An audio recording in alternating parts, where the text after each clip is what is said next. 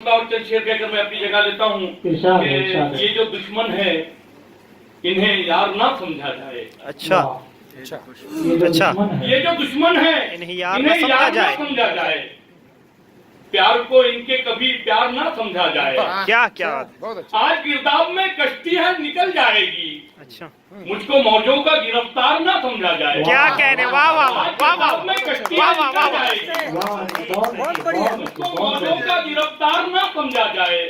और मिलके रहने में यहाँ सबकी भलाई है मियाँ। मिलके रहने में यहाँ सबकी भलाई है मियाँ। मशवरे को मेरे बेकार ना समझा जाए।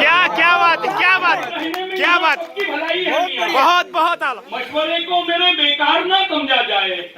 और जो बज़ाहिर हमें दो चार नजर आते हैं, अच्छा जो बज़ाहिर हमें दो चार नजर आते हैं, ऐसे दो चार को दो चार ना समझा जाए। क्या हमें दो चार नजर आते हैं, क्या कहने, ऐसे दो चार को दो चार ना समझा जाए। बहुत अच्छे बहुत अच्छे।